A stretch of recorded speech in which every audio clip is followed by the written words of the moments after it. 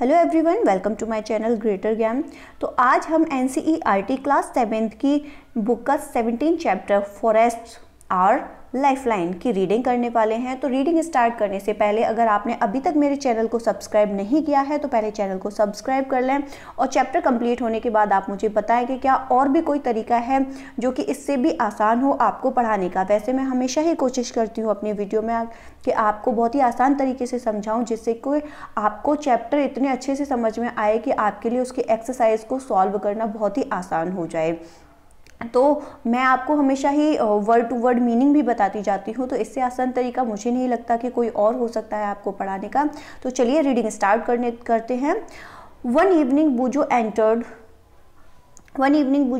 The park with an elderly person, यानी कि एक दिन शाम को बूजो एक एल्डरली पर्सन यानी कि एक बुजुर्ग व्यक्ति के साथ में पार्क में एंटर हुआ। He introduced him to his friends, उसने वो जो बुजुर्ग व्यक्ति था जो उनके साथ आया था, जो कि बड़े थे, उनको अपने फ्रेंड से उसने इंट्रोड्यूस कराया। Professor Ahmed was a scientist working in the university.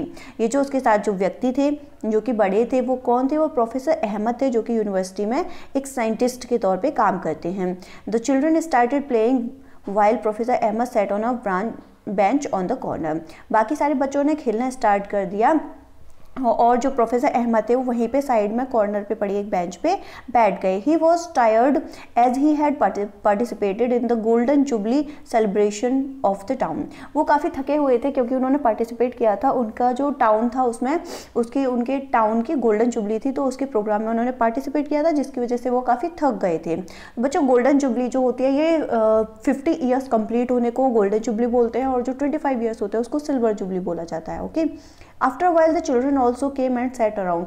कुछ देर बाद बच्चे भी वहाँ पर आ गए और उनके चारों तरफ बैठ गए। They wanted to know about the celebrations. वो सेलिब्रेशन के बारे में प्रोफेसर अहमद से जानना चाहते थे कि जो सेलिब्रेशन हुआ था टाउन में वो कैसा रहा। Professor Ahmad told them that after the cultural programme, उन्होंने उनको जो कल्चरल प्रोग्राम हुए वहाँ पे उसके बारे में बताया। द सीनियर पीपल, उन्होंने ये भी बताया कि कल्चरल प्रोग्राम जब कंप्लीट हो गया उसके बाद में वहाँ पे जो सीनियर लोग थे उन्होंने डिस्कस किया द टाउन्स अनएम्प्लॉयमेंट की, उनके कस्बे में जो टाउन में जो अनएम्प्लॉयमेंट है, जो बेरोजगारी की समस्या है, उसके बारे में उन्होंने डिस्कस किया। तो एक प्लान लोगों ने बताया जो कि प्रपोज किया गया था उन लोगों को, उसके बारे में सुझाया गया था कि फैक्ट्री बनाने के लिए, जिससे कि जो बेरोजगारी अनएम्प्लॉयमेंट की जो प्रॉब्लम है उसको कम किया जा सके। तो उसके लिए उन लोगों ने क्या सुझाव दिया था? Clearing an area of the forest, कि उसके कस्बे के पास ही एक जंगल है, उसके एक एरिया को उन्होंने क्लियर करने के लिए बोला कि उस एरिया पे वो क्या करें, उसको खरीद के उसकी सफाई करके वहाँ पे एक फैक्ट्री बना दें। This would give the increasing population of the town a chance to get jobs. तो ये क्या करेगी, जो फैक्ट्री वहाँ पे लगेगी तो उससे क्या होगा, जो अनएम्प्लॉयमेंट की जो समस्या है वो कम होगी और लोगों को ज़्यादा अमाउंट में वहाँ पे क्या होगा, जॉब मिलेगी, करने के लिए काम मिलेगा। The children were very surprised when professor Ahmad told them that, बच्चे काफ़ी सरप्राइज्ड हुए यानी कि आश्चर्यचकित हुए कि बहुत सारे लोगों ने had objected to this idea. ये जो आइडिया दिया गया था अनएम्प्लॉयमेंट की प्रॉब्लम को सुलझाने के लिए, काफ़ी सारे लोगों ने उस पर ऑब्जेक्शन उठाया। इस बात को सुन के बच्चे काफ़ी सरप्राइज्ड हुए। वो सरप्राइज्ड क्यों हुए, इसी चीज़ के बारे में इस चैप्टर में आपको समझाया जाएगा कि फॉरेस्ट हमारे लिए इतने इम्पोर्टेंट क्यों हैं, उन्हें क्यों हमारी लाइफलाइन बोला जा रहा है, जिसकी वजह से लोग ऑब्जेक्शन उठाते हैं कि जो फॉरेस्ट का जो एरिया है उसको ज़्यादा से ज़्यादा प्रोटेक्ट किया जा सके। इस चीज़ के फेवर में लोग रहते हैं और उनका कटाव ना हो, उनको प्रिवेंट किया जा सके। ज़्यादा से ज़्यादा लोगों की यही उम्मीद रहती है, कोई भी नहीं चाहता कि जो फॉरेस्ट एरिया है उसको काटा जा सके। ठीक है, तो ये व्यू है, नीचे आपको फॉरेस्ट का व्यू दिया गया है। आप पिक्चर देख के समझ सकते हैं कि कितनी ग्रीनरी होती है फॉरेस्ट में। ये एक ऐसा एरिया होता है, forest is in and, forest is in land बोल सकते हो, या फिर आप forest is an area of the land, यानी कि ये जमीन का एक ऐसा एरिया है that is covered with trees and a wide variety of plants, जो कि ट्रीज से घिरा हुआ है, ट्रीज से कवर्ड है और बहुत सारे तरीके के वाइड वेराइटी यानी कि बहुत अलग अलग वेराइटी के प्लांट्स हमें यहाँ पे मिलते हैं। ठीक है, आगे पढ़ते हैं। This is because the forest serves as green lungs and water purifying system in nature. क्यों इनको बोला जा रहा है कि ये ग्रीन लंग्स क्यों हैं? जैसे कि हमारी बॉडी है बच्चों, ठीक है, तो हमारे जो लंग्स होते हैं हमारी बॉडी को क्या करते हैं, ऑक्सीजन पंप करते हैं। तो ये क्या करते हैं, ऑक्सीजन, हमारी बॉडी में जो लंग्स हैं ये हमें ऑक्सीजन प्रोवाइड करते हैं। इसी तरीके से ये जो फॉरेस्ट हैं ये हमारे एनवायरनमेंट में क्या करते हैं, ये हमारे एनवायरनमेंट को ऑक्सीजन प्रोवाइड करते हैं। एक हाई अमाउंट में ऑक्सीजन जो हमें मिलती है वो हमारे फॉरेस्ट से मिलती है, क्योंकि जो फॉरेस्ट वाला एरिया जो होता है उसमें बहुत सारे प्लांट्स लगे होते हैं, हमें बहुत सारी वेराइटी के प्लांट, ट्रीज, वहाँ पे हर्ब्स, आपको सब कुछ मिलते हैं, श्रब्स भी होते हैं वहाँ पे, जिनकी वजह से हमें एक बहुत अच्छे अमाउंट में ऑक्सीजन मिलती है। ये क्या करते हैं, क्योंकि प्लांट्स हमें पता है कि वो CO2 लेते हैं और आपका जो ऑक्सीजन होता है उसको वो रिलीज करते हैं, ठीक है। तो this is the because of the forest serves as green lung, क्योंकि जो फॉरेस्ट होते हैं वो क्या भूमिका निभाते हैं, उनका जो एक भूमिका है हमारे एनवायरनमेंट में वो हमारा क्या है, ग्रीन लंग्स हैं। वो क्या है, ग्रीन लंग्स है हमारे एनवायरनमेंट का। And water purifying system is nature, और नेचर का जो वाटर प्यूरिफाइंग सिस्टम होता है वो भी फॉरेस्ट ही है। प्रोफेसर अहमद ने एक्सप्लेन किया बच्चों को। द चिल्ड्रन वर कंफ्यूज्ड, बच्चे क्या थे, फिर भी कंफ्यूज थे। तो प्रोफेसर अहमद ने उनको बोला, realized that the children had not visited a forest। जब उन्होंने उनको बताया और बच्चे फिर भी कंफ्यूज हो गए, तो प्रोफेसर अहमद को महसूस हुआ कि बच्चे कभी भी कहाँ, फॉरेस्ट यानी कि जंगल में नहीं गए हैं, उन्होंने भी कभी भी जंगल को विजिट नहीं किया है। Children also wanted to know more about the forest, बच्चे भी फॉरेस्ट के बारे में और ज़्यादा जानना चाहते थे। So they decided to visit it with professor Ahmad, तो उन्होंने डिसाइड किया कि वो प्रोफेसर अहमद के साथ में फॉरेस्ट की विजिट करने जाएंगे। Visit to a forest. One Sunday morning, एक संडे मॉर्निंग को the children packed a few things like a knife, a hand lens, a stick, a notebook and walked together through a forest trial near a village. उनके कस्बे के पास ही एक क्या है, forest है। तो बच्चों ने कुछ चीज़ें की पैक कर ली, जैसे कि knife, hand lens, stick, notebook, वो, और ये सारी चीज़ें पैक करके वो सभी एक साथ कहाँ चल दिए, फॉरेस्ट की तरफ चल दिए। सभी चीज़ों को पैक करके वो फॉरेस्ट विजिट के लिए चल दिए। ऑन देयर वे, उनके रास्ते में दे मेट टीबू, उनको टीबू मिला, a young boy of their age group, जो कि क्या है, उन्हीं की एज का एक जवान लड़का था, यंग बॉय था, ऑफ नियर बाय विलेज, जो कि पास के गांव का था, who was taking cattle for grazing along with his aunt. वो क्या कर रहा था, अपनी आंटी के साथ में, कैटल जो पशु होते हैं ना, उनके लिए कैटल यूज़ करते हैं, जैसे कि भेड़, बकरियां, एक मतलब ग्रुप में जब कैटल्स होते हैं, पशु होते हैं बहुत सारे, तो उनके लिए हम कैटल वर्ड का यूज़ करते हैं। तो वो क्या कर रहा था, अपनी आंटी के साथ कैटल्स को ग्रेजिंग यानी कि चराने के लिए ले जा रहा था। He was very agile running here, यानी कि अजाइल मीन्स होता है फुर्ती के साथ, वो काफ़ी फुर्ती के साथ, अजाइल मीन्स होता है फुर्ती, रनिंग हेयर एंड देयर, बहुत ही फुर्ती के साथ इधर से उधर भाग रहा था। To keep the herd together, उन सभी जो पशु थे उन सबको एक साथ करने के लिए। When he saw the children, जब उसने बच्चों को देखा, Tibu also started walking along with them, तो टीबू भी उनके साथ चलने लगा। While his aunt went on different path, और उसकी आंटी दूसरी साइड में चली गई, दूसरे रास्ते पर चली गई। As soon as they enter the forest, Tibu raised his hand and signalled them to keep quiet. जैसे ही वो अंदर जाने लगे, जल्दी जल्दी मतलब अंदर की साइड जाने लगे फॉरेस्ट में, तो टीबू ने उनसे कहा, सिग्नल दिया उनको अपना हाथ उठा के कि उनको शांत रहना है। क्यों? क्योंकि अब जब वो अंदर की साइड जा रहे थे जंगल में, तो जो नॉइज़ था यानी कि जो शोर हो रहा था, उससे एनिमल्स क्या हो सकते थे, फॉरेस्ट के जो एनिमल्स है वो डिस्टर्ब हो सकते थे। Tibu then took them to a place at a high to show them the broad view of the forest. Tibu उनको कहाँ ले गया, एक ऐसी जगह ले गया जो कि काफ़ी हाइट में थी, जहाँ से कि उनको फॉरेस्ट का एक ब्रॉड व्यू यानी कि बड़ा सा व्यू उनको उस ऊंचाई से दिखाई दे सके। Children were surprised because they could not see any land. बच्चे काफ़ी सरप्राइज हुए, आश्चर्य में आ गए, क्योंकि उन्होंने कभी भी ऐसा कोई एक एरिया नहीं देखा था। The different tree tops had formed green cover over the land, कि उन्होंने कभी नहीं देखा था कि ज़मीन के ऊपर ऐसी भी कोई जगह है जो कि क्या करती है, एक ग्रीन कवर बनाती है, ठीक है, जो ज़मीन के ऊपर एक ग्रीन कवर की तरह बनी हुई है। How ever the cover was not uniformly green, जो कवर था वो कैसा नहीं है, ग्रीन नहीं है।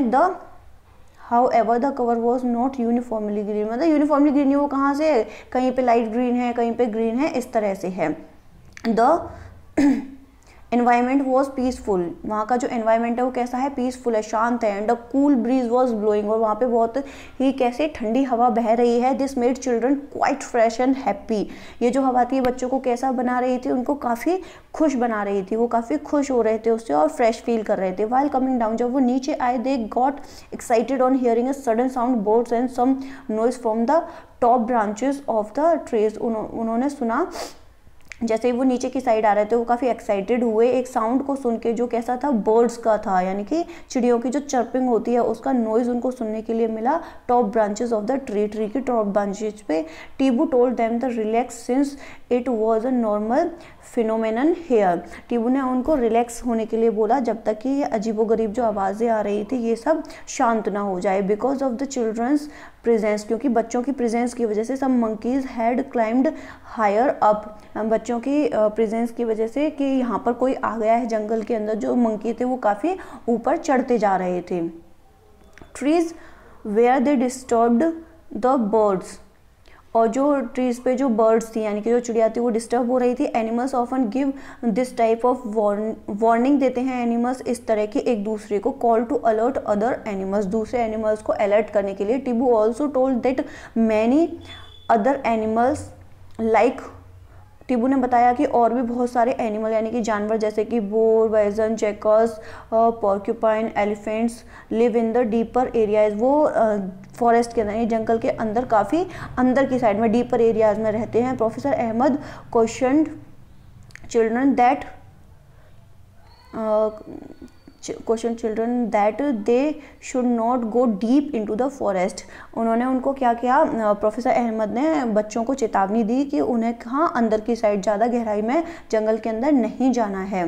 Boojho and Paheli remembered that they have studied about forest as, कोई उसको बूजो पहली को याद आया कि उन्होंने इसके बारे में पहले भी पढ़ा था। An example of a habitat in class 6, class 6 में जब उन्होंने हैबिटेट का एग्जाम्पल लिया था तब उन्होंने इसके बारे में पढ़ा था। ओके, फिगर 17.3 में फॉरेस्ट एज हैबिटेट, इसमें आपको बताया गया है कि जो जंगल हैं वो हैबिटेट यानी कि आवास हैं, एक तरीके से रहने की जगह है यानी कि निवास स्थान है। किसका, ये देखिए आपको यहाँ पे ये इस फिगर में दे रखा है ना, फॉरेस्ट एज हैबिटेट यानी कि ये निवास स्थान है। जैसे कि यहाँ पे मंकीज रह रहे हैं, हम इस फिगर में देख सकते हैं, ये क्या है, ये इनका निवास स्थान है, ये यहाँ पे इसी तरीके से रहते हैं, ये इनका अपना घर है, हैबिटेट है ये इनका। Okay, they could see now how the forest provides a home for many animals and plant, अब उन्होंने देखा कि कैसे जो फॉरेस्ट है बहुत सारे एनिमल्स को, प्लांट्स को जगह देता है रहने के लिए। तो यहाँ पे क्या है, सम फॉरेस्ट एनिमल्स, कुछ फॉरेस्ट एनिमल्स दिखाए गए हैं जो कि फॉरेस्ट में रहते हैं। अब आपको यहाँ पे ट्रीज दिखाए गए हैं, ये जो लंबे लंबे ट्रीज हैं ये सब जो बड़े बड़े होते हैं आकार में, इन सबको ट्रीज बोलते हैं, जैसे कि नीम, शीशम, सेमाल, बैम्बू, ये सब क्या है, ट्रीज हैं। The land where the children were walking was uneven the covered with many trees, जिस जगह पे वो चल रहे थे वो कैसा था, वो बहुत सारे पेड़ों से घिरी हुई जगह थी। टीबू हेल्प देम टू आइडेंटिफाई साल, टीक, सेमल, शीशम, नीम, पलाश, फिग, खैर, आंवला, बैम्बू एंड कचनार, उसने उनको बताया कि ये कौन कौन से पेड़ हैं, क्योंकि बच्चों को उनके बारे में जानकारी नहीं थी, जैसे कि आपको फिगर 17.4 में ऊपर दिया गया है। Professor Ahmed pointed out that there are several other trees, professor Ahmad ने पॉइंट किया कि यहाँ पे और भी बहुत सारे ट्रीज हैं, जैसे कि shrubs, herbs and grasses in the forest. ठीक है, ये सब भी फॉरेस्ट में मिलते हैं। देखिए श्रब्स क्या होते हैं, श्रब्स होती हैं झाड़ियाँ, ठीक है, जो कि हाइट उनकी मीडियम साइज की हाइट होती है। हर्ब्स होते हैं जो कि बहुत छोटे छोटे से प्लांट्स होते हैं, जैसे कि घास वगैरह होती है, ये सब क्या होते हैं, जो छोटे होते हैं हाइट में बहुत, वो सब हर्ब्स होते हैं, जिसमें ज़्यादातर आपके जो मेडिकेटेड जो प्लांट्स होते हैं ना, मेडिकल वाले, जिनसे कि आपको कुछ ना मेडिसिन वगैरह मिलती हैं, वो हर्ब्स में आते हैं। श्रब्स होती हैं जो झाड़ियाँ होती हैं, एंड ग्रासेस, और ग्रास तो आपको पता ही है जो घास होती है इन द फॉरेस्ट। वैसे ग्रासेस को भी ज़्यादातर हर्ब्स में काउंट करते हैं। The forest floor and the trees were also covered with different types of creepers, और जो उसका फ्लोर पार्ट है यानी कि जो नीचे का फर्श वाला एरिया है वो भी किससे घिरा हुआ है, क्रीपर्स एंड क्लाइंबर्स। क्लाइंबर्स क्या होते हैं, क्लाइंबर्स आपको पता है चढ़ने वाली चीज़, यानी कि जैसे कि बेल होती है, बेल क्या करती है, ऊपर किसी को पकड़ के आपके घर के वॉल पे बाहर की साइड या फिर आपके गमले से छत पे भी चढ़ी हुई होती है, वो क्लाइंबर्स कहलाते हैं। जो बेलें होती है, और क्रीपर्स होते हैं जो जमीन में फैलने वाले जो पौधे होते हैं वो क्या होते हैं, क्रीपर्स होते हैं, यानी कि जिन पे ऐसे फ्रूट्स लगते हैं जिनका वेट काफ़ी ज़्यादा होता है, तो उनको आप चढ़ा नहीं सकते ऊपर की साइड। एक ऐसी बेल जो नीचे जमीन में ही फैलती है, वो सब होते हैं creepers. The sun was barely visible through the leaves of the trees making it quite dark inside the forest। मतलब वो ट्रीज की वजह से इतने वो होते हैं, पास में इतने सारे ट्रीज होते हैं कि उनकी वजह से जो सनलाइट होती है वो भी अच्छी तरीके से अंदर नहीं आ पाती है, और वहाँ पे काफ़ी डार्क सा ही रहता है फॉरेस्ट के इनसाइड में, यानी कि फॉरेस्ट के अंदर। एक्टिविटी 17.1 क्या कहती है, observe the various things in your home and make a list of those which are made from material which may have been obtained from the forest. अपने घर में कुछ ऐसी चीज़ें देखिए जो कि आपके घर में मौजूद हो और जो किससे बनी हुई हो, फॉरेस्ट की चीज़ों से, फॉरेस्ट में मिलने वाली चीज़ों से बनी हो, यानी कि लकड़ी वगैरह की जो मटेरियल होते हैं उनसे बनी हुई हो। You might have many wooden items, तो आप पाओगे कि बहुत सारे वुडन आइटम, जो लकड़ी के आइटम है वो आपके घर में होंगे, जैसे कि plywood, fuel wood, boxes, paper, matches sticks and furnitures, ये सब क्या होते हैं, लकड़ी से बने हैं। और जो चीज़ वुड से बनी हुई है वो क्या है, हमें कहाँ से मिलती है, फॉरेस्ट से मिलती है। क्यों, क्योंकि फॉरेस्ट में बहुत सारे ट्रीज होते हैं। Do you know that gum, oil, spices, fodder and animals and medicinal plants are also some of the products which we get from the forest। यानी कि ये कह रहा है कि और भी बहुत सारी चीज़ जैसे कि गम, ऑयल और ये स्पाइसेस यानी कि जो मसाले वगैरह होते हैं, ये सब भी हमें कहाँ मिलते हैं, सब फॉरेस्ट में होते हैं। और जो मेडिसिनल प्लांट्स यानी कि जो दवाइयों वाले कुछ प्लांट होते हैं वो सब भी हमें फॉरेस्ट में आसानी से मिल जाते हैं।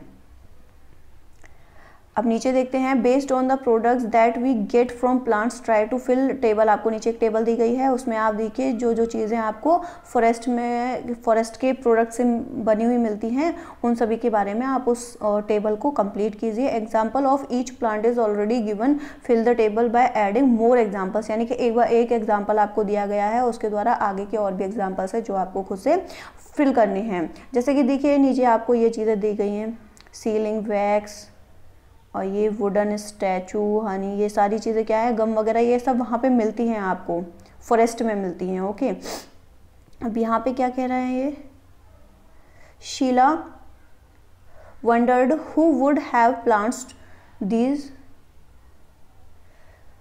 Who would have planted these trees. Sheela जो है वो काफ़ी वंडर्ड हो गई, मतलब आश्चर्य हुआ उसको कि ये जो ट्रीज हैं ये किसने कैसे बने हैं। Professor Ahmed replied, professor Ahmad ने उसको आंसर किया, that in nature trees produce enough seeds, कि नेचर में यानी कि जो प्रकृति है उससे इनको बहुत सारे सीड्स यानी कि बीज मिलते हैं। द फॉरेस्ट फ्लोर, फॉरेस्ट का जो फ्लोर होता है, जो ज़मीन होती है, provides favourable conditions for them to germinate and develop into seedling. वो क्या करता है, जो फॉरेस्ट का जो फ्लोर है यानी कि जो फर्श होता है वो कैसा होता है, फेवरेबल होता है, इनके खुद के फेवर में होता है। वहाँ पे ऐसी कंडीशन होती है कि वो क्या करते हैं, जब बीज नीचे गिरते हैं, पेड़ों पे लगते हैं, ठीक है, वो सूख जाते हैं बहुत सारे बीज, तो वो ज़मीन में जाते हैं। अब ज़मीन का जो फ्लोर है वहाँ पे क्या होते हैं, वो सॉइल के अंदर जाते हैं, मिलते हैं। सॉइल में क्या होता है, पानी भी ऑब्जर्व किए हुए होते हैं, वहाँ पे क्या होते हैं, जर्मिनेट हो जाते हैं। जर्मिनेट मीन्स अंकुरित हो जाते हैं, and develop into seedling. Okay, and saplings some grow up into trees, उनमें से कुछ क्या करते हैं, ट्रीज बनते हैं। He added that branchy part of a tree above the stem is known as the crown of the tree. ये आपका क्वेश्चन बन सकता है इसमें से कि branchy part of a tree above the stem is known as crown, यानी कि क्राउन, ये ट्री हो गया, ये स्टेम होती है, ये है ना, इसके ऊपर ये जो पार्ट है, ये ब्रांची पार्ट जिसपे बहुत सारी ब्रांचेस होती हैं, ये क्या कहलाता है, ये क्राउन ऑफ द ट्री कहलाता है। इसको क्या बोलते हैं, क्राउन ऑफ द ट्री बोलते हैं। ये क्राउन होता है ट्री का, ठीक है। यहाँ पे नीचे आपको एक एग्जाम्पल दिए गए हैं, ऊपर अभी हम जिस टेबल की बात कर रहे थे, नीचे आपको ये पूरा कंप्लीट करना है। Professor Ahmad asked children to look up, उन्होंने बच्चों को पूछा ऊपर देखने के लिए, and observe how the branches of the tree tall trees look like a roof over the other plants in the forest. उन्होंने पूछा कि क्या ये ऊपर जो सारी ट्रीज आपको दिख रहे हैं, इनकी जो ब्रांचेस हैं एक दूसरे जो लगी हुई हैं, ये एक छत की तरह नहीं आपको कवर कर रही हैं। He told them that this is called a canopy, उन्होंने उनको बताया कि ये जो एक दूसरे को जब एक दूसरे से जुड़ी हुई हैं, ये क्या बना रही है, ऊपर एक कैनोपी बना रही है। क्या बना रही है, ये ऊपर एक कैनोपी बना रही हैं। ठीक है, कैनोपी वो किस तरह से बना रही हैं, चलिए देखते हैं। इस पार्ट में नहीं दिया गया है, नीचे देखते हैं किसी फिगर में अगर दिखाया गया होगा, मतलब इसमें तो अलग अलग दिया है, ये यहाँ पे देखिए ये दिया गया है एग्जाम्पल।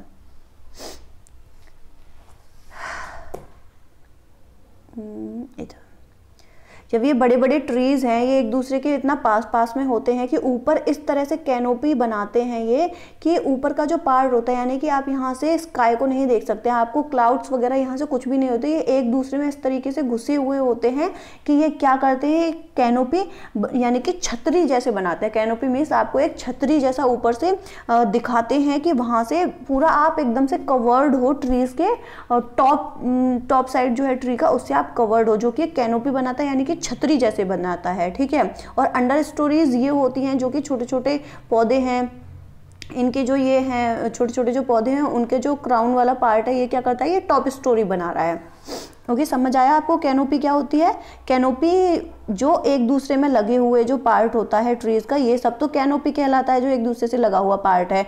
और जो क्राउन होता है वो क्या होता है, वो टॉप एरिया होता है। ठीक है, उसका डेफिनेशन हमने अभी ऊपर देखा, the branchy part of a tree above the stem is known as the crown, यानी कि ब्रांची पार्ट जो होता है ट्री का ऊपर का, वो क्या कहलाता है, वो क्राउन, वो क्या कहलाता है, क्राउन कहलाता है। ओके, कैनोपी, आपको कैनोपी भी समझ में आ गया। Would we see similar kind of trees in every forest, क्या हमें हर फॉरेस्ट में एक जैसे ट्रीज देखने को मिलते हैं? आस्क्ड बूजो, बूजो ने पूछा। Professor Ahmad said, professor Ahmad ने बताया, no, due to different climate conditions, अलग अलग तरह के क्लाइमेट की वजह से there are variations in the type of trees. तो जो ट्री के टाइप्स हैं, यानी कि अलग अलग तरह के ट्री हमें वहाँ पे मिल सकते हैं। किस वजह से? क्लाइमेट की वजह से, क्योंकि कहीं पे ज़्यादा बारिश है, कहीं पे कम बारिश है, कहीं पे गर्मी है, सर्दी है, उसकी वजह से, क्लाइमेट की वजह से अलग अलग तरह के हमें वहाँ पे ट्रीज देखने के लिए मिल सकते हैं।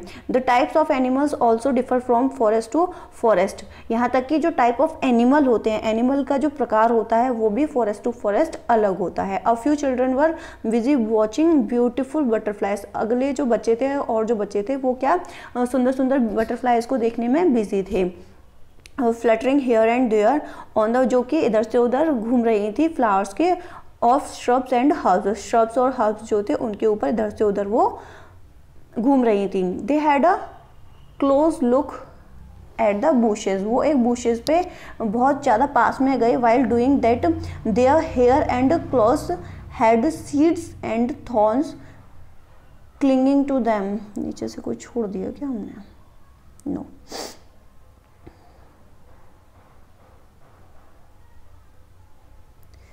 They came across numerous insects, spiders, squirrels, ants and various other small animals on the bark of the trees, plants, leaves and on decaying leaves on the forest floor, यानी कि वो अब और जगह पे आए उन्होंने वहाँ पे आके क्या देखा? न्यूमरियस, यानी कि बहुत ज़्यादा क्या देखी? प्रजातियाँ देखी, बहुत ज़्यादा अलग अलग। न्यूमरियस मतलब अलग अलग इंसेक्ट्स, यानी कि बहुत सारे कीड़े, बहुत सारी स्पाइडर, स्क्वेरल्स, गिलहरी, चींटी और वेरियस अदर स्मॉल एनिमल्स, और भी बहुत सारे छोटे छोटे जानवरों को देखा। On the bark of the trees, जो कि ट्रीज के पास थे, प्लांट्स की लीव्स को खा रहे थे। And on decaying leaves, and on decaying leaves, decaying means होता है खस्ता हाल करना किसी चीज़ को, यानी कि लीव्स को खाते खाते उन्होंने उनका बुरा हाल कर दिया था। ऑन द फॉरेस्ट फ्लोर, जो कि फॉरेस्ट के फ्लोर पे पड़ी हुई थी। They started making sketches of these creatures, बच्चों ने क्या किया? अपना जो लेकर आए थे पैक करके नोटबुक और पेंसिल निकाले, उस पर उनके स्केचेस बनाना स्टार्ट कर दिया। The forest floor seemed dark coloured and was covered with a layer of dead and decaying leaves, fruits, seeds, twigs and small herbs, यानी कि बच्चों ने अब वहाँ पे देखा कि जो फ्लोर था, फॉरेस्ट का जो फ्लोर था, वो कैसा था? काफ़ी डार्क कलर का था। किस वजह से? क्योंकि उसने एक लेयर बना रखी थी। वहाँ पे बहुत सारे क्या थे? डेड एंड डिकेइंग लीव्स, काफ़ी सारी सूखी हुई, यानी कि जो बिल्कुल मुरझा चुकी थी वैसी, और बहुत ही बुरे हाल में। वहाँ पे क्या थी, पत्तियाँ पड़ी हुई थी, फ्रूट्स पड़े हुए थे जो कि मतलब ट्री से गिर जाते हैं अपने आप, सीड्स थे, बीज थे, ठीक है। और क्या था वहाँ पे, ट्विग्स था, यानी कि टहनी पड़ी हुई थी, ट्विग्स मीन्स होता है टहनी, एंड स्मॉल हर्ब्स, और छोटे छोटे हर्ब्स पड़े हुए थे। The decaying matter was moist and warm, जो डिकेइंग मैटर था वो काफ़ी मॉइस्ट एंड वार्म था, यानी कि गर्म था और मॉइस्चर जैसा था वहाँ पे। वो किस वजह से था, अभी आगे पढ़ेंगे। Children picked up various seeds, बच्चों ने बहुत सारे सीड्स वहाँ से लिए, and leaves for their collection, अपने कलेक्शन के लिए उन्होंने बहुत सारी पत्तियाँ और बहुत सारे बीज वहाँ से ले लिए फर्श पे से। Walking over the dead leaf layer on the forest floor was like walking over a spongy carpet, ऐसा लग रहा था कि जब वो जो डेड वहाँ पे लीव्स पड़ी हुई थी, उनकी एक लेयर बनी हुई थी, वो उनको ऐसे लग रहा था कि जैसे कि वो किसी स्पॉन्जी कारपेट के ऊपर चल रहे हैं। Is the decaying matter always warm, क्या हमेशा जो डिकेइंग मैटर होता है, जो मतलब इस तरह से सड़ा गला सा हाल होता है, वो हमेशा गर्म होता है। Professor Ahmad suggested that the children could perform an activity to get an answer of this question. Professor Ahmad ने कहा था कि अब इस क्वेश्चन का आंसर तुम्हें एक एक्टिविटी के थ्रू अपने आप ही खोजना है। आगे देखेंगे, एक्टिविटी 17.3 कहती है डिग अ स्मॉल पिट, एक छोटा सा आपको खोदना है, मतलब थोड़ा सा वहाँ पे अंदर की साइड से आपको थोड़ा सा गड्ढा खोदना है। पुट वेजिटेबल वेस्ट, और जो सब्जी बेकार होती है, एंड लीव्स, और पत्तियां हैं, उनको उसके अंदर डाल दीजिए। कवर देम विद सोइल, और उसे मिट्टी से ढक दीजिए। ऐड सम वाटर, उसके ऊपर थोड़ा सा पानी डालिए। आफ्टर 3 days, उसके 3 दिन बाद remove the upper layer of the soil, soil के ऊपर के भाग को हटाइए। Does the pit feel warm inside, तो क्या वो जो गड्ढा था उसमें इतनी सारी चीज़ें हमने डाली थी वो गर्म होगा। पहेली आस्ट, पहेली ने पूछा there are so many trees here, यहाँ पे बहुत सारे ट्रीज हैं। ऑल्सो दे आर, ये क्वेश्चन था जो उन्होंने एक्टिविटी के लिए बच्चों से पूछा। Okay, they are also they are many forest like this, यहाँ पे बहुत सारे पेड़ हैं और बहुत सारे जंगल हैं। वो difference will it make if we cut some trees for a factory. अच्छा, यहाँ पे तो बहुत सारा, उसने कहा बहुत बड़ा फॉरेस्ट है और बहुत सारे यहाँ पे पेड़ हैं, तो अगर हम इसमें से कुछ ट्रीज को कट कर देंगे तो और फैक्ट्री बनाने के लिए तो क्या हो जाएगा, इससे क्या अंतर आएगा। Professor Ahmad said, professor Ahmad ने कहा you have read about autotrophs, heterotrophs and saprotrophs, तुमने ऑटोट्रॉफ्स, हेट्रोट्रॉफ्स और सेप्रोट्रॉफ्स के बारे में पढ़ा। You have learned how green plants produce food, तुमने ये भी पढ़ा कि ये जो ग्रीन प्लांट होते हैं ये कैसे अपना फूड बनाते हैं, कैसे अपना प्रोड्यूस फूड यानी कि अपना खाना बनाते हैं, कैसे प्रोड्यूस करते हैं। All animals whether herbivores and carnivores, और सारे जो जानवर होते हैं, एनिमल जो होते हैं, वो चाहे वो हर्बीवोर्स यानी कि चाहे वो शाकाहारी हो, और कार्निवोर्स और चाहे वो मांसाहारी हो। Depend ultimately on plants for food, वो अल्टीमेटली किस पे डिपेंड करते हैं, वो फूड के लिए प्लांट्स पे ही डिपेंड करते हैं।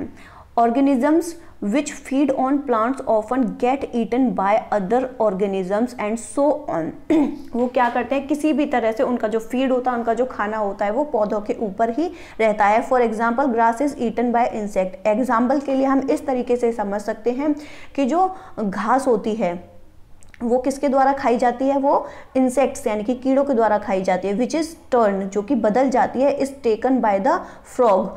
अब वो जो इंसेक्ट्स होते हैं उनको और कौन खाता है, इंसेक्ट्स को कौन खाता है, फ्रॉग खाता है। The frog is consumed by snakes, और फ्रॉग को कौन खाता है, स्नेक खाता है। This is said to form a food chain, इसे हम क्या बोल सकते हैं, इसको हम एक फूड चेन भी बोल सकते हैं।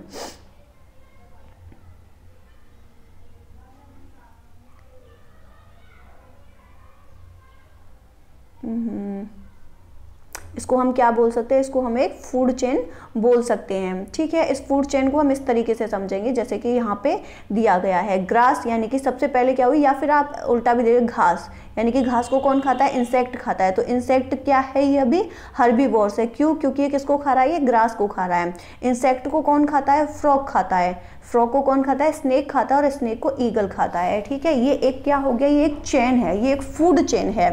ठीक है, आगे अभी इसको और कोई फिगर दिया होगा, उसके हिसाब से मैं आपको और अच्छे से इसको समझाऊंगी अभी। Okay, many food chain can be found in the forest, बहुत सारी फूड चेन हमें जंगल में मिलती है। ये तो सिर्फ एक एग्जाम्पल के लिए दिया है। All food chains are linked, ये जो फूड चेन होती है क्या होती है, एक दूसरे से लिंक्ड होती है। If any one food chain is disturbed, अगर इसमें से कोई भी फूड चेन डिस्टर्ब हो जाती है, it affects other food chain, तो ये क्या करती है, दूसरी फूड चेन पे प्रभाव डालती है। Every part of the forest is depend on the other part, यानी कि हर पार्ट जो होता है जंगल का वो दूसरे पार्ट पे डिपेंड करता है, यानी कि एक दूसरे के ऊपर निर्भर है। If we remove one component, अगर हम किसी एक कॉम्पोनेंट को हटा दें, किसी भी एक घटक को हटा दें, से trees all other components would be affected, जैसे कि हम ट्रीज को हटा दें तो बाकी सारे जितने भी कॉम्पोनेंट्स हैं वो सब क्या हो जाएंगे, वो सब प्रभावित होंगे उससे। ये देखिए आपको यहाँ पे एक फिगर दिया गया है, इससे हम समझते हैं। ठीक है, इसमें एक बहुत अच्छा आपका नेचर का पूरा पिक्चर बनाया है। Inter relationship of plant, soil and decomposers in the forest, यानी कि फॉरेस्ट में किस तरीके से इंटर रिलेशनशिप होती है प्लांट्स की, सॉइल की और डिकम्पोजर की। तो ये देखते हैं, चलिए सबसे पहले क्या होता है, जी ऊपर से हो जाएगा, ठीक है। सबसे पहले क्या है, ऑक्सीजन। हमारे पास क्या है, ये ट्रीज हैं। सबसे पहले हम ऐसे समझते हैं, हमारे पास ट्रीज हैं। ये जो ट्रीज होते हैं ये क्या करते हैं, फोटोसिंथेसिस करते हैं। फोटोसिंथेसिस के जरिए ये क्या करते हैं, अपना खाना बनाते हैं, अपने लिए फूड प्रिपेयर करते हैं। ये जो फोटोसिंथेसिस का इनका जो प्रोग्राम होता है ये किससे होता है, ये सन की वजह से होता है। सन से जब ये अपना सन की वजह से जब ये अपना खाना बनाते हैं, मतलब धूप से क्या मिलता है, इनकी जो लीव्स होती हैं, लीव्स क्या करती हैं, सनलाइट से अपना खाना प्रिपेयर करती है, फूड प्रिपेयर करती हैं। इसी प्रक्रिया को फोटोसिंथेसिस बोला जाता है। तो ये जो फोटोसिंथेसिस होता है, इसके बाद में जो लीव्स होती हैं, ये जो लीव्स होती हैं ट्रीज की, ये क्या करती हैं, CO2 को रिलीज करती हैं, यानी कि कार्बन डाइऑक्साइड को रिलीज करती हैं। ओके, सॉरी, कार्बन डाइऑक्साइड को रिलीज नहीं करती है, कार्बन डाइऑक्साइड को ये अडॉप्ट करती है, मतलब उसको ये क्या करती हैं, ग्रहण करती हैं, कार्बन CO2 को अडॉप्ट करती हैं और आपके क्या H2O यानी कि ऑक्सीजन को ये रिलीज करती हैं। ओके, उसके बाद क्या होता है, कार्बन डाइऑक्साइड को इन्होंने लिया और ऑक्सीजन को इन्होंने नेचर में यानी कि एनवायरनमेंट में रिलीज कर दिया। इसके बाद क्या होता है, हमें ऑक्सीजन मिल रहा है। अब आते हैं नीचे की साइड, यहाँ पे देखेंगे हम फॉरेस्ट का ही पूरा आपको दिया गया है। ये सॉइल है आपकी, ठीक है, ये वाटर है। ये जो वाटर है ये किस वजह से है, क्योंकि प्लांट्स की जो जड़ें होती हैं, प्लांट्स की जो जड़ें होती हैं, जो रूट्स होती है, वहाँ पे क्या होता है, वाटर होता है। वो अपने आप में वाटर और सॉइल को क्या किए होती है, पकड़े हुए होती हैं। ठीक है, तो ये जो न्यूट्रिएंट्स होते हैं ये हमें कैसे मिलते हैं, ये डिकम्पोजर्स जो होते हैं, यानी कि जो भी सड़ी गली चीज़ें होती हैं उनको डिकम्पोज करना। डिकम्पोजर होता है जो सड़े गले जो चीज़ें होती हैं, यानी कि जो अपघटन होता है, उनको क्या करते हैं, वो सब कुछ सड़ गल के कहाँ चला जाता है, सॉइल के अंदर चला जाता है, यानी कि मिट्टी में चला जाता है। और मिट्टी में जब चला जाता है तो उसी से क्या करता है, वो न्यूट्रिएंट्स बनाता है। जब वो न्यूट्रिएंट हो वहाँ पे और आ जाते हैं तो वो क्या होता है, सॉइल के अंदर वाटर भी होता है और जो डिकम्पोजर होते हैं वो सारी चीजें भी होती है। तो वो क्या करती हैं, वो फिर से रिसाइकल होती हैं। ठीक है, वहीं पे क्या होते हैं, फिर से रिसाइकल होती है और फिर से वहाँ पे प्लांट्स आते हैं। ये जो फॉरेस्ट होता है ये यहाँ पे क्या होती है, चीजें खुद से ही रिसाइकल होती हैं। अब इसको और आगे हम अच्छी तरह से समझेंगे। Professor Ahmad asked children to pick up leaves from the forest floor. Professor Ahmad ने कहा कि फॉरेस्ट के फ्लोर से आपको क्या लेंगे, कुछ लीव्स लेनी है and observe them under a hand lens, और उनको हैंड लेंस जो हाथ से लेंस जो होता है जिससे हम ऑब्जर्व करते हैं, चीज़ों को देखते हैं पास से और दूर से, उससे आपको क्या करना है, ऑब्जर्व करना है। They found tiny mushrooms over the decaying leaves. तो आप क्या पाएंगे कि वहाँ पे थोड़ी सी मशरूम होगी, कहाँ पे, डिकेइंग लीव्स के ऊपर, यानी कि वो फफूंद जैसे पड़ जाती है ना, उसके बारे में बोला गया है। They also so an army of tiny insects, और आप बहुत सारे इंसेक्ट्स होंगे, यानी कि टाइनी इंसेक्ट्स होंगे। वो क्या किए होते हैं, जब कोई चीज़ सड़ जाती है तो वहाँ पे बहुत सारे नहीं आ जाते हैं, कीड़े आ जाते हैं उससे लगने, लीपैड्स and ants and beetles on them. उसके पास बहुत सारी चीज़ें उनके मिली। दे वर वंडरिंग, वो काफ़ी आश्चर्यचकित हुए, how these organisms live there, कि इतने सारे ऑर्गेनिजम्स जो हैं वो यहाँ पे कैसे हो सकते हैं।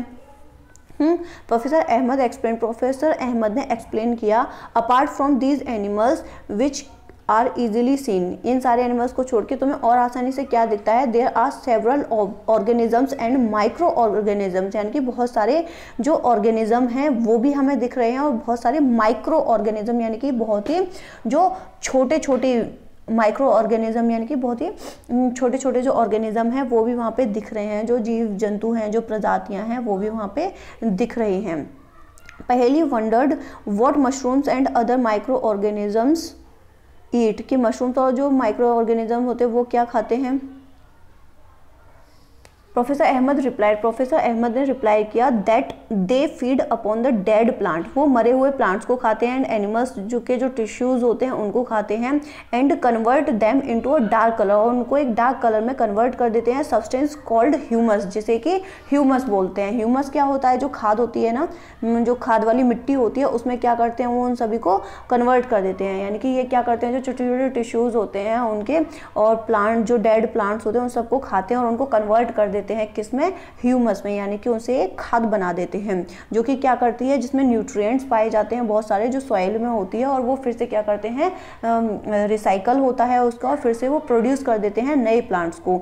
You have learned about humus in chapter 9, तुमने चैप्टर 9 में ह्यूमस के बारे में पढ़ा होगा। In which layer of the soil would you find humus, जिसमें कि कौन सी सॉइल की कौन सी लेयर होती है जिसमें ह्यूमस पाया जाता है। What is its importance of the soil, की इसकी सॉइल के लिए क्या इंपॉर्टेंस होती है। The micro organisms which convert the dead plants and animals to humus are known as decomposers, वो सॉइल जो क्या करती है, माइक्रो ऑर्गेनिज्म जो कि कन्वर्ट करते हैं डेड प्लांट्स और एनिमल्स को किसमें, ह्यूमस में, वो क्या कहलाते हैं, डिकम्पोजर्स कहलाते हैं। This micro organisms play an important role, ये जो माइक्रो ऑर्गेनिजम्स होते हैं यानी कि जो छोटे छोटे जीव होते हैं ये बहुत ही इंपॉर्टेंट रोल प्ले करते हैं कहाँ पे, फॉरेस्ट के अंदर। सून पहले removed some dead leaves and discovered under them a layer of humus on forest floor, उसने देखा बहुत ही जल्दी कि जो फॉरेस्ट का जो फ्लोर है वहाँ पे काफ़ी सारी क्या हो रही है, लेयर जो है उसके नीचे क्या है, बहुत सारी लीव्स के नीचे जो लेयर है वहाँ पे बहुत सारी क्या है, ह्यूमस है, यानी कि खाद, मिट्टी खाद बनी हुई है। The presence of humus ensures that the nutrients of the dead plants and animals are released into the soil, ये जो ह्यूमस है ये क्या बताती है कि प्रेजेंस रहती है, क्या न्यूट्रिएंट्स जो हैं वो प्रेजेंट हैं डेड प्लांट और एनिमल्स जो कि रिलीज करते हैं किसमें, सॉइल के अंदर, यानी कि मिट्टी में क्या है, ये सारे न्यूट्रिएंट्स प्रेजेंस हैं। From there these nutrients are again absorbed by the roots of the living plants, तो ये जो न्यूट्रिएंट होते हैं इनकी वजह से अगेन एब्जॉर्ब्ड, ये क्या एब्जॉर्ब करते हैं, ऑब्जर्व की जाती है by the roots of the living plants, जो लिविंग प्लांट होते हैं उनकी जो रूट होती है, उनकी जो जड़ें होती है वो क्या करते हैं, उनको फिर से न्यूट्रिएंट्स मिलते हैं। What happened if an animal dies in the forest, क्या होगा अगर कोई एनिमल फॉरेस्ट में मर जाए, शीला आस्क्ड, शीला ने पूछा। Tibbu replied the dead animals become food for vultures, यानी कि ये जो डेड एनिमल होता है ये क्या बनता है, ये खाना बनते हैं वल्चर्स का, क्रोज का, जैकल्स का और इंसेक्ट्स का। इन दिस वे अगर आप और देखें, द न्यूट्रिएंट्स आर साइकल्ड, ये जो न्यूट्रिएंट्स होते हैं ये क्या होते हैं, इनका एक साइकिल होता है। So nothing goes waste in a forest, तो फॉरेस्ट में कुछ भी वेस्ट नहीं होता, क्योंकि जब कोई एनिमल मरेगा तो वो दूसरे जानवरों का खाना बन जाता है और फिर से वही जो साइकिलिंग वाली चीज़ होती है वो चलती रहती है। अब यहाँ पे क्या है, आपको पहले पढ़ लेते हैं। Paheli reminded professor Ahmad that he had not explained why forest are called green lungs, कि आपने ये नहीं बताया कि जो फॉरेस्ट होते हैं वो ग्रीन लंग्स क्यों कहलाते हैं। प्रोफेसर अहमद ने एक्सप्लेन किया दैट प्लांट्स रिलीज ऑक्सीजन, की जो प्लांट्स है वो क्या रिलीज करते हैं, ऑक्सीजन रिलीज करते हैं through the process of photosynthesis, photosynthesis के थ्रू प्लांट्स ऑक्सीजन रिलीज करते हैं। The plants help to provide oxygen, plants क्या करते हैं, हमें ऑक्सीजन प्रोवाइड करने में हेल्प करते हैं। फॉर एनिमल एंड रेस्पायरेशन के लिए और एनिमल्स के लिए वो क्या करते हैं, ऑक्सीजन प्रोवाइड किया, उन्होंने रिलीज किया। दे ऑल्सो मेंटेन द, वो और भी मेंटेन करते हैं किस चीज़ को, balance of oxygen and carbon dioxide in the atmosphere, और एटमॉस्फेयर में वो क्या करते हैं, CO2 का और H2O का जो बैलेंस है उसको की जो मात्रा है उसे बैलेंस करके रखते हैं। That is why forest are called lungs, इसीलिए फॉरेस्ट को लंग्स बोला जाता है।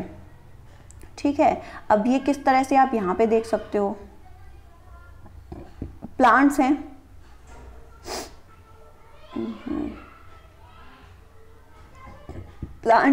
प्लांट्स क्या कर रहा है, O2 यानी कि ऑक्सीजन को इसने रिलीज किया। ऑक्सीजन कौन ले रहा है, एनिमल ले रहा है, और एनिमल क्या रिलीज कर रहा है, CO2 रिलीज कर रहा है। इस CO2 को कौन ले रहा है, CO2 को प्लांट्स ले रहे हैं। तो ये क्या करते हैं, एक तरीके से आप ऐसे भी समझ सकते हैं कि ये जो प्लांट्स होते हैं ये एक तरीके से CO2 जो है ये क्या है, ये एक ग्रीन हाउस गैस है। इसका अगर ये ज़्यादा मात्रा में एनवायरनमेंट में होती है तो ये क्या करती है, ये ग्लोबल वार्मिंग का एक कारण बनती है। तो उस ये जो CO2 है यानी कि जो ग्रीन हाउस गैस है ये प्लांट्स के द्वारा ली जाती है। तो इससे क्या हो रहा है, ये ग्लोबल वार्मिंग को एक तरीके से बैलेंस किए हुए है, बचाए हुए हैं। ठीक है, balance of oxygen and carbon dioxide, यहाँ पे आपको ये इस डायग्राम के थ्रू दिखाया गया है कि किस तरह से प्लांट्स और एनिमल्स ऑक्सीजन को और CO2 को बैलेंस किए हुए हैं। Balance of oxygen and carbon dioxide in the atmosphere, that is why forest are called lungs, यानी कि ऑक्सीजन और कार्बन डाइऑक्साइड को एटमॉस्फेयर में बैलेंस किए हुए हैं। कौन? ट्रीज बैलेंस करते हैं। और बहुत सारे ट्रीज हमें कहाँ मिलते हैं? फॉरेस्ट में मिलते हैं, इसलिए फॉरेस्ट को क्या बोला जाता है? लंग्स बोला जाता है। The childrens of clouds forming in the sky, children ने स्काई में कि आसमान में क्लाउड्स फॉर्मिंग को देखा होगा। Boojho recalled what he had learned about the water cycle in class 6, के वाटर साइकिल के बारे में क्लास 6 में क्या पढ़ा था? Trees take in water from their roots, यानी कि ट्रीज क्या करते हैं अपने रूट्स में से, यानी कि उनके रूट्स में क्या होता है? वाटर होता है, उसमें से ट्रीज क्या करते हैं? वाटर को लेके आते हैं and release water vapour into the air, और उस वाटर वेपर को यानी कि उस भाप को वो कहाँ करते हैं? एयर में, हवा के थ्रू एयर में वो उसे क्या कर देते हैं? एवोपरेट कर देते हैं, यानी कि उसको भाप बना के उड़ा देते हैं। If there were fewer trees, अगर यहाँ बहुत कम ट्रीज होंगे, how will the water cycle be affected, तो वाटर साइकिल क्या होगी, उस पर प्रभाव पड़ेगा। Tibu told them that the forest is not just home to plants and animal, की जो फॉरेस्ट है वो केवल प्लांट्स और एनिमल्स के लिए घर ही नहीं है। Many people also live in the forest, बहुत सारे इंसान भी फॉरेस्ट में रहते हैं। Some of them may belong to different tribes, यानी कि उनमें से बहुत सारे अलग अलग ट्राइब्स से होते हैं। Tibu explain that these people depend mostly on the forest, कि ये जो लोग होते हैं ये केवल और केवल किस पे डिपेंड होते हैं? फॉरेस्ट पे डिपेंड होते हैं। The forest provide them with food shelter, यानी कि ये जंगल ही है जो उनको क्या प्रोवाइड कराता है? उनको फूड शेल्टर यानी कि रहने की जगह, वाटर, मेडिसिन सब कुछ प्रोवाइड कराता है। They have traditional knowledge about many medicinal plants in the forest, उनको जो प्लांट्स के जो मेडिसिनल प्लांट्स हैं उनके बारे में भी उनको नॉलेज होती है। While बूजो was drinking water, जब बूजो पानी पी रहा था, from a small stream, एक छोटी सी स्ट्रीम से, he saw some deer crossing the stream, उसने देखा कि स्ट्रीम से कुछ डियर जो हैं वो उसे क्रॉस करते हुए जा रहे हैं। They disappeared into the bushes, और वो bushes में जाके वो डिसअपियर हो गए, यानी कि खो गए झाड़ियों में जाके। The dense bushes and the tall grass provide animals with the food and shelter, ये जो bushes हैं ये क्या कर रहे हैं? ये भी एनिमल्स को क्या कर रहे हैं? शेल्टर और फूड प्रदान करते हैं। They also protect them from carnivorous, वो उनको प्रोटेक्ट भी करते हैं किससे? मांसाहारी that live in the forest, जो मांसाहारी जानवर होते हैं जंगल में उनसे उनको प्रोटेक्ट करती हैं। बुशेस उनको छुपने के लिए उनको शेल्टर देती हैं। Tibu then started looking closely at the forest floor, फिर टीबू क्या करता है? बहुत ही पास से जाके फॉरेस्ट के फ्लोर को देखना स्टार्ट करता है। सून ही कॉल्ड, और वो जल्दी ही क्या करता है फिर? Soon he called and showed the children dropping of some animals and explain the difference between various types of droppings, वो सभी बच्चों को देख के इस चीज़ को बुलाता है और उनको दिखाता है कि किस तरह से एनिमल्स जो होते हैं वो क्या करते हैं, वेरियस टाइप्स ऑफ ड्रॉपिंग किस तरीके से उनके द्वारा ड्रॉपिंग की जाती है। प्रोफेसर अहमद उन्हें दिखाते हैं, inform them that the forest officers, की फॉरेस्ट ऑफिसर्स जो होते हैं could recognise the presence of some animals, वो एनिमल्स की जो प्रेजेंस होती है उसको भी क्या करते हैं? रिकॉग्नाइज करते हैं, यानी कि उनकी पहचान करते हैं। इन the forest by there droppings and footprints, उनकी जो ड्रॉपिंग्स होते हैं और उनके जो फुटप्रिंट्स होते हैं उनसे कि कौन से जानवर इस जंगल में हैं। Boojho called everyone and showed them a large decaying heap of animal dropping, वो उनको एक बहुत बड़े अमाउंट में लार्ज वो दिखाता है सभी बच्चों को कि कैसे डिकेइंग ऑफ एनिमल्स का जो डिकेइंग है यानी कि उनकी बुरी तरह से जो हाल होता है उसके खस्ता हाल को उनको दिखाता है बुला के। Several beetles and grubs were feeding on the heap and a bunch of seedling was sprouting. These seedling are of the herbs and shrubs, यानी कि ये जो सीडलिंग होती है यही हर्ब्स और श्रब्स होते हैं इन्हीं में। ये देखिए ये एक वॉल में से एक वो निकला हुआ है, पौधा निकला हुआ है। The animal also disperse of the seeds of certain plants and help the forest to grow and regenerate, यानी कि ये जो होते हैं सीड्स होते हैं ये भी क्या करते हैं, फिर से रीजनरेट करते हैं फॉरेस्ट को। और क्यों? क्योंकि ये जो सीड्स होते हैं यही फिर से क्या होते हैं, रीजनरेट हो जाते हैं, यही ग्रो करते हैं और फिर से क्या हो जाता है, एक बड़ा धीरे धीरे करके प्लांट, छोटा सा प्लांट होगा, फिर वो और बड़ा हो जाता है। इसी तरीके से फॉरेस्ट की जो फॉर्मेशन होता है वो बरकरार रहता है। The decaying animals dung also provides nutrient to the seedling to grow. और जो एनिमल्स का जो डंग होता है, आप लोग समझते हैं डंग एक तरह से आप जो पॉटी होती है उसको बोलते हैं। एनिमल डंग जो होता है वो क्या करता है, न्यूट्रिएंट देता है किसको, सीडलिंग टू ग्रो, सीडलिंग को क्या करने के लिए, ग्रो करने के लिए, said professor Ahmad. Professor Ahmad बताते हैं आफ्टर लिसनिंग टू दिस, ये सब सुनने के बाद बूजो नोटेड इन हिज नोटबुक, बूजो अपनी नोटबुक में कुछ नोट करता है, बूजो अपनी नोटबुक में नोट करता है by harboring greater variety of plants the forest provides greater opportunities for food and habitat for the herbivores। यानी कि वो उसमें नोट करता है कि ये जो फॉरेस्ट है ये क्या है, हैबिटेट है जानवरों को, और जो हर्बीवोर्स हैं जो शाकाहारी हैं उनको भी क्या करता है, रहने का स्थान प्रदान करता है। Larger number of herbivores means increased availability of food for a variety of, यानी कि बहुत सारे हर्बीवोर्स, क्योंकि बहुत सारे प्लांट्स जब होते हैं और प्लांट्स को जो खाता है वो कौन होता है, वो हर्बीवोर्स कहलाते हैं। तो उसका एक हाई अमाउंट है, यानी कि बहुत बड़े अमाउंट में फूड देता है जो फॉरेस्ट होता है वो लोगों को। अब देखिए यहाँ पे क्या है, आपको ऐसे समझना पड़ेगा। रेन वाटर है, ठीक है, उसकी जो ड्रिप्स हैं from the trees and seeps into the ground. चलिए अब हम यहाँ पे समझते हैं। सबसे पहले हम देखते हैं कि रेन, ये जो रूट है, रूट सिस्टम दिखाया गया है, ओके। ये रूट सिस्टम हो गया प्लांट का, जो कि ट्रीज का, जो कि कहाँ पे है, फॉरेस्ट में है। The root system help water to seep down in the forest in the ground, यानी कि ये जो रूट वाटर होता है ये क्या करता है, ये हेल्प करता है वाटर को क्या करने के लिए, जब बारिश पड़ती है तो बारिश का पानी जब जमीन पे आता है, यानी कि यहाँ पे आता है, तो ये पेड़ों की वजह से ये क्या करता है, ये जो मृदा होती है यानी कि जो मिट्टी होती है उसको, उसके इरोजन को भी बचाता है। दूसरा ये क्या करता है, सीपिंग, सीप से आपको याद रखना है, सीप मीन्स होता है रिसनार, जो रिसाव होता है पानी का उसे नीचे जाने देता है, यानी कि जहाँ मिट्टी होती है वो क्या करती है, मिट्टी पानी को नीचे रिसने देती है, नीचे रिसने देती है तो वहाँ का जो वाटर टेबल होगा वो काफ़ी हाई होगा, यानी कि ऊपर ही होता है वाटर टेबल, ओके। ये रूट सिस्टम है जो कि क्या करता है, पानी ले जाता है ऊपर ट्रीज के पास में, लीव्स के पास में, और लीव्स क्या करती है, उस ये जो वाटर होता है उसको एवोपोरेशन करती है, यानी कि उसको भाप बन के ऊपर स्काई में भेजती है। Covered ground with decaying material acts like a sponge, और स्पॉन्ज ये दिखाया गया है कि किस तरह से जो ग्राउंड होता है फॉरेस्ट का वो क्या कर, इस तरीके से लगता है, मतलब वो कवर्ड होता है सारी डिकेइंग चीज़ों से, डिकेइंग मटेरियल से, कि वो एक स्पॉन्ज की तरह दिखाई देता है, ओके। अब यहाँ पे देखते हैं, जब बारिश हुई,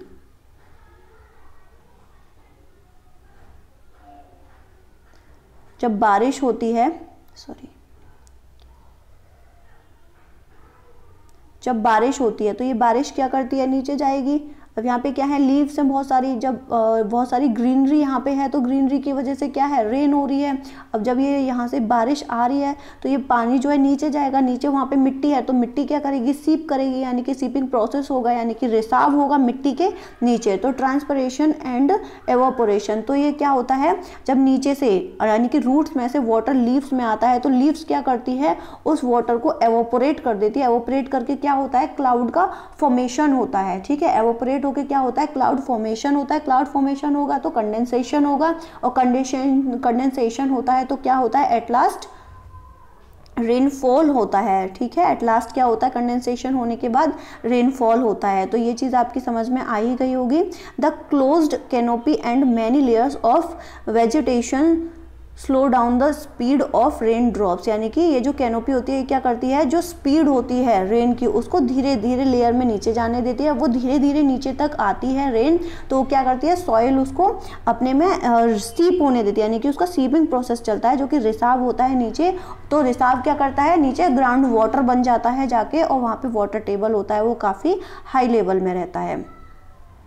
carnivores, the wide variety of animals help the forest to regenerate and grow, यानी कि जो वो होता है वाइड वैरायटी होती है एनिमल्स की, वो क्या करती है, हेल्प करती है फॉरेस्ट को रिजनरेट और ग्रो करने के लिए। Decomposers help in maintaining the supply of nutrients यानी कि जो वो कहाँ गया, nutrients to the growing plants in the forest, यानी कि ये सप्लाई करती है। जो डिकम्पोजर्स होते हैं, जो सड़े गले पदार्थ होते हैं, वो क्या करते हैं, डिकम्पोज होते हैं, उसके बाद में क्या होता है, वहाँ पे मेंटेन करके रखते हैं वो सप्लाई को, न्यूट्रिएंट्स की को सॉइल में सप्लाई होती है अच्छे से, फिर क्या करते हैं वहाँ पे उससे ग्रो होता है, प्लांट्स ग्रो होते हैं, तो फिर क्या होता है, जो फॉरेस्ट होता है वो मेंटेन हुआ रहता है। Therefore the forest is a dynamic living entity, इसलिए जो फॉरेस्ट होता है उसे डायनामिक लिविंग एंटिटी बोला जाता है। फुल ऑफ लाइफ, जहाँ पे बहुत फुल ऑफ लाइफ है वो जगह जो है, and Vitality.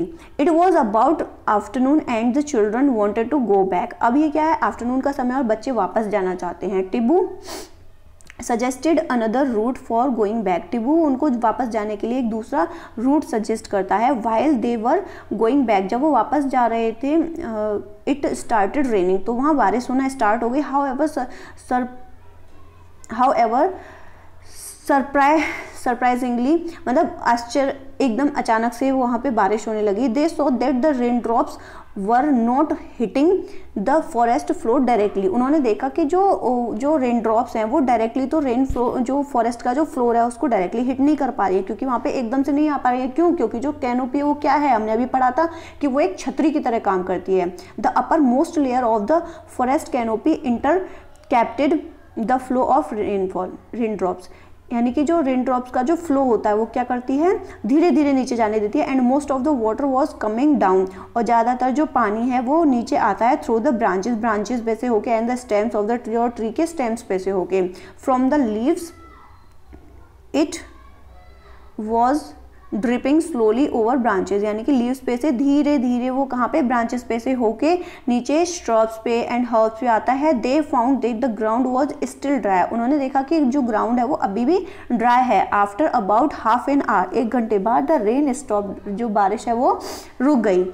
They noticed that the layer of dead leaves over the forest floor appeared wet now, उन्होंने नोटिस किया कि जो अभी भी जो उसके फॉरेस्ट के जो फ्लोर पे जो वेट अभी भी मतलब क्या है, वो गीली नहीं हुई है, जो फॉरेस्ट फ्लोर है appeared wet now, वो अब जाके थोड़ा सा गीला दिखना शुरू हुआ है। But water did not stagnate in the forest, लेकिन अभी भी इतना ज़्यादा भरा हुआ वहाँ पे पानी नहीं है। Boojho thought that if it had rained so heavily in his town, कि अगर वहाँ पे बहुत ज़्यादा ज़ोर से बारिश आती है, it would have flooded the drains and roads, तो उसे पूजो को याद आया कि जब इतनी ज़ोर से बारिश आती है टाउन में, तो वो क्या करती है, वो बाढ़ का रूप ले लेती है, और रोड पे पानी, मतलब नालियाँ सब रोड पे आने लग जाती हैं, और वो पूरा भर जाती है जगह।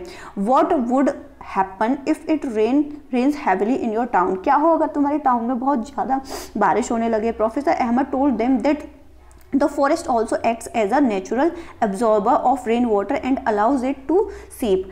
प्रोफेसर अहमद ने उनको बताया कि जो फॉरेस्ट है वो क्या है, एक्ट करता है एक नेचुरल एब्जॉर्बर की तरह से रेन के वाटर को, यानी कि पानी के वाटर को, जो अलाउ करता है उसे सीपिंग करने में, यानी कि उसे सीप करने में, जो रिसने में के लिए। It helps maintain the water table through out the year, अभी अब मैंने ऊपर आपको डायग्राम में समझाया था कि वो उसे वाटर टेबल, यानी कि जब वो सीपिंग होती है, वो सीप करता है, रिसाव होता है मिट्टी के अंदर उसका, तो वो क्या करता है, काफ़ी सालों तक उसे पानी को, और जो वाटर टेबल है उस एरिया का, फॉरेस्ट का, उसे मेंटेन करके रखता है। Forest not only help in controlling flood, जो फॉरेस्ट होते हैं वो केवल बाढ़ को ही नहीं कंट्रोल नहीं करते, फ्लड्स मीन्स होता है जो बाढ़ होती है, but also help maintain the flow of water, बल्कि जो वाटर का जो फ्लो है in the stream, so that we get a steady supply of water, जो झरनों का जो पानी है उसको भी वो क्या करता है, उसकी सप्लाई को भी मेंटेन करके रखता है।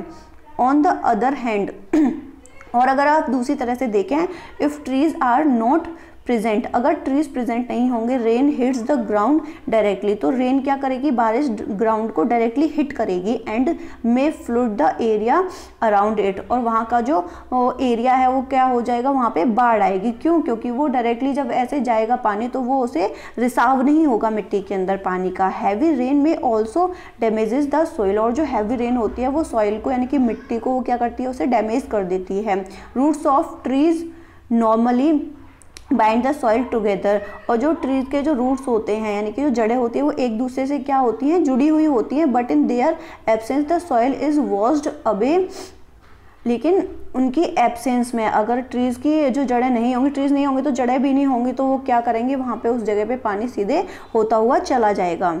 The children spent an hour at Tibu's house, बच्चों ने कुछ 1 घंटा टिबू के गांव में बिताया। ऑन देयर वे बैक, जब वो अपने घर वापस जा रहे थे, the weather of the village was quite pleasant, जो मतलब मौसम था वहाँ का वो काफ़ी अच्छा हो रहा था। Villagers told them that due to the surrounding forest, के पास के जंगल की वजह से दे रिसीव गुड रेनफॉल, उनको एक अच्छी बारिश मिलती है। The air also remained cool, और वहाँ की जो हवा है वो काफ़ी ठंडी रहती है। Noise pollution two is less because of the forest absorbs the noise of the nearly highway, उनके यहाँ पे नॉइज पॉल्यूशन भी पॉल्यूशन बहुत कम होता है, क्योंकि नॉइज पॉल्यूशन जो नियर बाय है उनके पास में जो हाईवे है वो जो नॉइज पॉल्यूशन होता है वो भी फॉरेस्ट के द्वारा एब्जॉर्व कर लिया जाता है। The children learned about the history of the village, बच्चों ने उस गांव की जो हिस्ट्री थी उसके बारे में पढ़ा। It surprised them that the village and the agricultural fields of, कि वहाँ के जो गांव हैं और उसके जो एग्रीकल्चर यानी कि जो फील्ड हैं, वहाँ के जो खेत हैं, उसके बारे में उन्होंने जाना कि वो फॉरेस्ट की वजह से वो जो एरिया है वर created after clearing the forest about 60 years ago, उसको मतलब 60 साल पहले उसको वहाँ पे क्लियर किया गया था। Tibu's grandfather told them that when he was young, कि जब वो टिबू के जो ग्रैंडफादर हैं उन्होंने बताया कि जब वो जवान थे, the village was not as large as it was now, ये इतना लार्ज नहीं था जितना कि ये अब है। It was also surrounded by forest, ये फॉरेस्ट जैसा तो था चारों तरफ से। कंस्ट्रक्शन ऑफ रोड्स, लेकिन वहाँ पे क्या थी, आसपास में रोड्स बनी हुई थी, बिल्डिंग बनी हुई थी, इंडस्ट्रियल डेवलपमेंट था, and increasing demand of would, और वहाँ पे क्या थी, लकड़ी की डिमांड बढ़ रही थी। तो created pressure on the forest and it started, तो फॉरेस्ट पे क्या था, एक प्रेशर दिया गया एंड इट स्टार्टेड वैनिशिंग, और उसको वैनिश किया गया। He was not happy that the forest adjoining their village is not regenerating, मतलब वो काफ़ी खुश नहीं थे कि उनके जो फॉरेस्ट है उसको रिजनरेट किया जा रहा है, and is on the verge of disappearing due to overgrazing of animals, and उसमें क्या था, जो एनिमल्स थे उनकी ओवर ग्रेजिंग हो रही थी, यानी कि उनको ज़्यादा चराया जाता था, and indiscriminate felling of trees, और जो ट्रीज थे उनके क्या हो रहे थे, इनडिस्क्रिमिनेट यानी कि एक जैसे नहीं थे। Professor Ahmad said that if we did things wisely we could preserve forest and environment as well as have developed, तो प्रोफेसर अहमद ने कहा, उन्होंने बताया that if we did things wisely, अगर हम चीज़ों को पूरी बुद्धिमानी के साथ करें, दिमाग लगा के करें, वी कुड प्रिजर्व, तो हम बचा सकते हैं फॉरेस्ट को, एंड एनवायरनमेंट, और अपने एनवायरनमेंट को भी, as well as have development, जैसे डेवलपमेंट होता है तो डेवलपमेंट के साथ ही हम अपने फॉरेस्ट को भी, अपने एनवायरनमेंट को भी बचा सकते हैं। Children prepared a few pictures to show the consequences of such an event, बच्चों ने कुछ पिक्चर्स को भी प्रिपेयर करके रखा, कोई भी जब मतलब इवेंट हो आगे उसके लिए। At the end of the visit, जब विजिट का एंड आया, प्रोफेसर अहमद आज चिल्ड्रन ने बच्चों से पूछा टू सब up the importance of forest, की अब तुम्हें समझ आया कि फॉरेस्ट की जो इम्पोर्टेंस है वो क्या है। द चिल्ड्रन रॉट, बच्चों ने लिखा, forest provide us with oxygen, वो फॉरेस्ट हमें बहुत सारी ऑक्सीजन देता है। दे प्रोटेक्ट सॉइल, वो सॉइल को प्रोटेक्ट करता है, and provide habitat to a large number of animals, और बहुत सारे जानवरों को वो एक घर देता है, आवास देता है, रहने की जगह देता है। Forest help in bringing good rainfall, forest बहुत अच्छी बारिश लाता है। इन नेबरिंग एरिया, नेबरिंग यानी कि पड़ोस के जो एरिया है वहाँ पे भी एक बहुत अच्छी बारिश होती है फॉरेस्ट की वजह से। They are a source of medicinal plants, ये एक जो हमारे जो औषधि वाले प्लांट होते हैं उनका एक सोर्स है। Timber and many other useful products, यहाँ पे बहुत सारे और भी प्रोडक्ट्स हमें मिलते हैं जो कि हमारे लिए यूजफुल हैं। We must preserve our forest, हमें अपने जो जंगल है उसको प्रिजर्व करना चाहिए, यानी कि बचाना चाहिए। नेक्स्ट, टिम्बर यहाँ पे आपको लकड़ी के लिए दिया गया है। They are a source of medicinal plants, यानी कि ये क्या है, मेडिसिनल प्लांट्स यानी कि औषधि वाले प्लांट्स का एक सोर्स है क्या, फॉरेस्ट हमारा। और टिम्बर यानी कि लकड़ी के लिए, क्योंकि वहाँ से ट्रीज होते हैं, ट्रीज से हमें लकड़ी मिलती है जो कि बहुत सारे अदर यूजफुल प्रोडक्ट्स के लिए भी सोर्स होता है क्या, forest. We must preserve our forest, हमें अपने फॉरेस्ट को बचाना चाहिए। उसके लिए आप क्या कर सकते हैं, यहाँ पे कुछ पिक्चर्स दी गई हैं आपको, उन्हीं के पिक्चर्स के साथ ही आपको पॉइंट्स भी दिए गए हैं। तो फर्स्ट पॉइंट क्या कह रहा है, इफ फॉरेस्ट डिसअपियर, अगर फॉरेस्ट डिसअपियर हो जाएंगे, the amount of carbon dioxide, यानी कि फर्स्ट पिक्चर में दिखाया गया है कि यहाँ से फॉरेस्ट डिसअपियर हुआ, यानी कि जो पेड़ हैं, जो ट्रीज हैं यहाँ पे, ये यहाँ से कट गए और यहाँ पे क्या हो गया, फैक्ट्रीज बन गई। मान लो डेवलपमेंट तो हुआ है, लेकिन उसके लिए क्या हुआ, पेड़ नहीं है, तो CO2 को लेने वाला कोई भी नहीं है। CO2 क्या है, अब एनवायरमेंट में है, एटमॉस्फेयर में है। एटमॉस्फेयर में जब CO2 होगी तो क्या होगा, टेम्परेचर अर्थ का बढ़ेगा।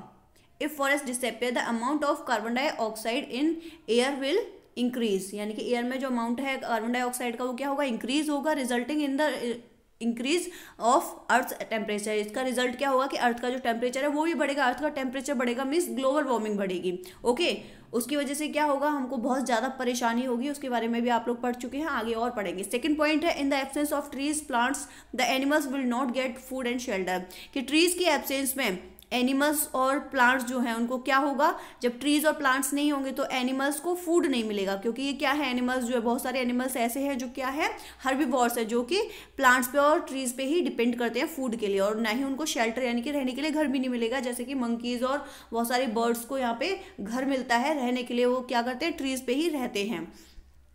थर्ड पॉइंट है, in the absence of trees, यानी कि ट्रीज की एब्सेंस में the soil will not hold water, जब ट्रीज नहीं होंगे तो जो सॉइल है उस जगह की वो क्या करेगी, पानी को वो नहीं होल्ड कर पाएगी। हमने पढ़ा था ना अभी सीप्स के बारे में पढ़ा था कि किस तरीके से ट्रीज की जो रूट्स होती है वो वाटर को सीप करके रखती हैं अर्थ सॉइल में। तो जब ट्रीज नहीं होंगे तो सॉइल जो है वो वाटर को होल्ड नहीं कर पाएगी, विच विल कॉज फ्लड्स, जिसकी वजह से बाढ़ आएगी।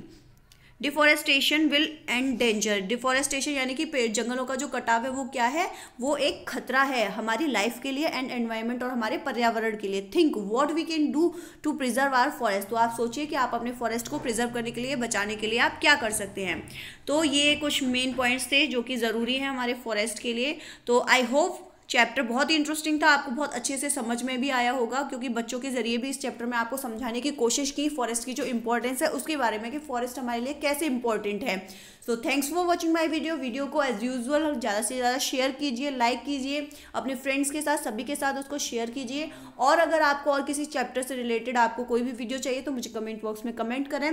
God bless you all, have a nice day.